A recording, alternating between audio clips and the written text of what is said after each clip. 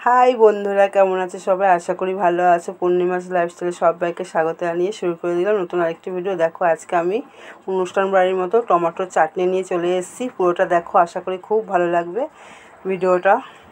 ভালো লাগলে like comment share করো। কেমন করে রান্না করি তোমাদের সাথে শেয়ার করছি পুরোটা।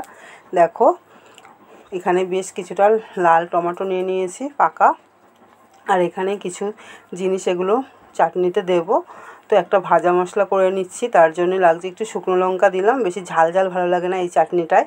একটু মৌরি দিলাম আর একটু জিরে দিলাম। এটা শুকনো খোলায় ভেজে গুঁড়ো করে নেব। হালকা করে ভাজবো, একদম কড়া করে করব না। খুব সুন্দর একটা টেস্টও বাড়ে আর সেন্টটাও খুব সুন্দর হয়। দেখো, আমার ভাজা হয়ে গেছে, গুঁড়ো করে নেব। ততক্ষণ আমি চাটনিটা রান্না করে নিই, কারণ আমি সাদা তেল দিয়েই করছি। তো অনুষ্ঠান বাড়িতে তো টমেটো চাটনি খেতে ভীষণ ভালো লাগে, তো সেরকমই করার চেষ্টা করছি। একটা শুকনো লঙ্কা দিয়ে দিলাম আর একটু পাঁচফোড়ন দিয়ে দিলাম। রান্নাটা করতে কিন্তু খুব সহজেই হয়ে যায়। আর টমেটোগুলো দিয়ে দিয়েছি। টমেটোগুলো নিজেদের মতোই কেটে নিতে হবে। তো দেখো, টমেটো থেকে জল ছেড়ে গেছে। টমেটো রান্না হতে বেশিক্ষণ লাগে না। একটু নুন দিয়ে দিলাম, এতে আরও তাড়াতাড়ি হয়ে যাবে। একটু হলুদ গুঁড়ো দিয়ে দিলাম, দেখতেও সুন্দর লাগবে।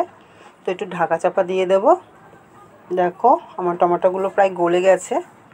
পুরো গলাবো না, আবার একটু শক্ত দানা দানাও থাকবে, আবার বেশ গলিয়ে দেবো। দেখো, খুন্তির সাহায্যে একটুখানি এদিক ওদিক করে ভেঙে চলে দিলাম। তো দেখো, আমি স্বাদ মতো চিনি দিয়ে দিয়েছি, যে যেরকম স্বাদের চিনি খাবে। তো এই চাটনিটা না একটু মিষ্টি মিষ্টি ভালো লাগে, জল দেবো না। তো এই চিনির শিরাটাই পুরোটা রেডি হবে। এই চাটনিটা কিন্তু জল দেওয়া যাবে না। দেখো, আমার চাটনিটা পুরো একদম রেডি হয়ে গেছে। তো এখানে আমি আর কিছু জিনিস যুক্ত করব। একটু নাড়িয়ে নিলাম, একটু ঘন করার জন্য ঢাকা চাপা দিয়ে দিয়েছি। তো এখানে তোমরা লেবুর রস দিতে পারো। এখানে আমি কাজু, কিশমিশ, খেজুর আর আমসত্ত্ব দিয়ে দিয়েছি।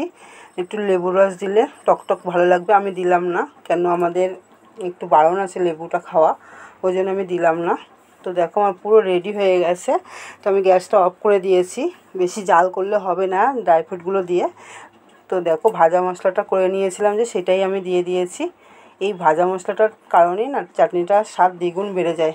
তো কেমন হয়েছে অবশ্যই জানিও।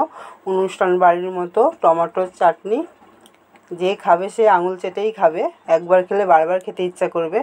তো ভিডিওটা ভালো লাগলে লাইক কমেন্ট শেয়ার করো। সবাই ভালো থেকো, টাটা।